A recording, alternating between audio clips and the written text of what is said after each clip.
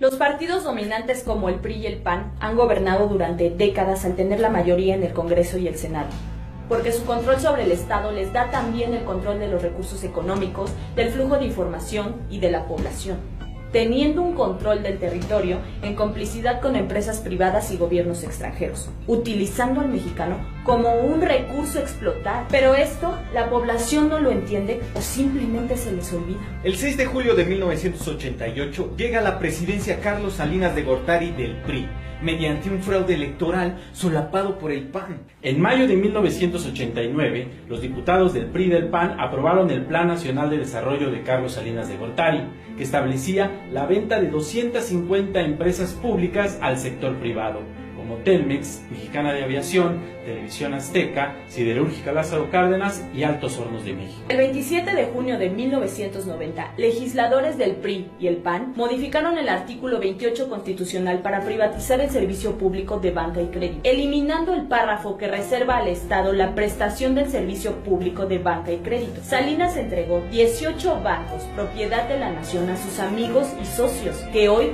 son de los hombres más ricos del mundo. El 6 de enero de 1992 aprobaron reformas al artículo 27 constitucional para permitir la venta de tierras ejidales y comunales y el abandono a los campesinos. El 6 de mayo de 1992 se modificó la ley minera para concesionar la minería a particulares hasta por 50 años, derogando el impuesto a la extracción de minerales y privatizaron minas estatales. Salinas entregó 6.600.000 hectáreas de reservas nacionales a Peñoles, Grupo México y Carso. Hoy las mineras poseen 25.366.611 hectáreas, 13% del territorio nacional. El 22 de diciembre de 1992, PRI y PAN retomaron una ley para permitir a empresas privadas generar electricidad. Hoy venden a la CFE casi el 50% de la luz que consumimos.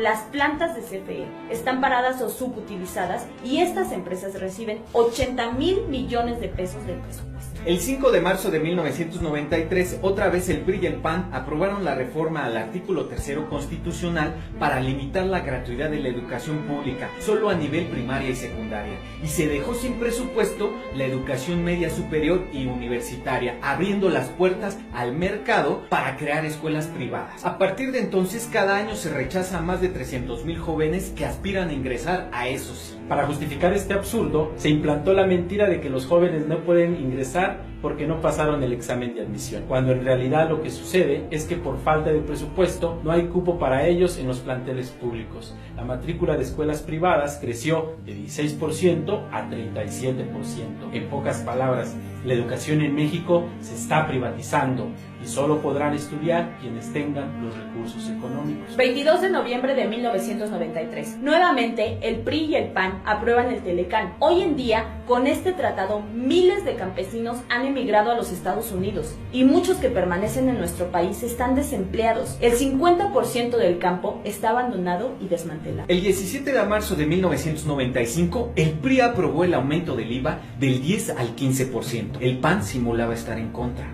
El 12 de mayo de 1995, PRI y PAN reformaron la ley para vender Ferrocarriles Nacionales de México a empresas nacionales y extranjeras. Cedillo fue contratado como asesor del Consejo de Administración de Union Pacific Corp, a la que entregó parte de la infraestructura ferroviaria del país. El 23 de mayo de 1996, modificaron el sistema de ahorro para el retiro y entregaron las pensiones de millones de trabajadores a financieras privadas que administran turbiamente, con comisiones muy altas y baja rentabilidad. El 12 de diciembre de 1998, PRI y PAN aprobaron el FOBAPROA, convirtiendo la deuda de empresarios y banqueros en deuda pública, que hasta el día de hoy seguimos pagando con el IPAP, el Instituto para la Protección del Ahorro Bancario. El 8 de diciembre de 2005 modificaron la ley de impuestos sobre la renta para permitir a las grandes corporaciones el diferir, retrasar el pago de impuestos hasta el 100%. Nuevamente, el 6 de julio del 2006, se comete otro fraude electoral a la vista de todos los votantes y el país entero. En este caso, el PRI fue quien solapó este fraude electoral. El 22 de marzo de 2007 reformaron la ley del ISSSTE y entregaron las pensiones de los trabajadores del Estado Estado a los banqueros. Los trabajadores pagarán más por sus pensiones y al final recibirán menos. El 24 de octubre de 2008, otra vez el PRI y el PAN aprobaron la Ley de Petróleos Mexicanos, que permite otorgarles contratos inconstitucionales a empresas nacionales y extranjeras para explotar petróleo y entregarles áreas del territorio nacional en exclusiva hasta por 25 años. Ya se licitaron contratos para la explotación de yacimientos en Tabasco. Tras un acuerdo entre Calderón y Peña Nieto, el 20 de octubre del 2009, el PRIAN aprobó la Ley de Ingresos, donde se aumentó el IVA del 15 al 16%. Se incrementó el impuesto sobre la renta de 28 a 30% y se autorizaron aumentos mensuales a las gasolinas, el diésel, el gas y la luz. El 2 de julio de 2012 nuevamente se cometió otro fraude electoral, comprando millones de votos y sobre todo derrochando miles de millones de pesos antes de las elecciones. El 2 de diciembre de 2012 es aprobado el Pacto por México, un acuerdo político nacional firmado por el PRI, PAN, PRD y Partido Verde en el Castillo de Chapultepec en la Ciudad de México. Entre los personajes políticos que destacan en esta traición están Enrique Peña Nieto, Gustavo Madero Muñoz, presidente de Acción Nacional, Cristina Díaz Salazar, presidenta interina del Partido Revolucionario Institucional, Jesús Zambrano Grijalva, presidente del Partido de la Revolución Democrática. El Partido Verde, a través de su vocero Arturo Escobar y Vega, se sumó como signatario del Pacto por México el 28 de enero de 2003. Este pacto no es tal, es una conjura contra México, ya que acordaron aprobar 11 reformas nocivas contra los mexicanos, como Reforma en telecomunicaciones, Reforma educativa, reforma fiscal y hacendaria, reforma al sector salud, reforma energética.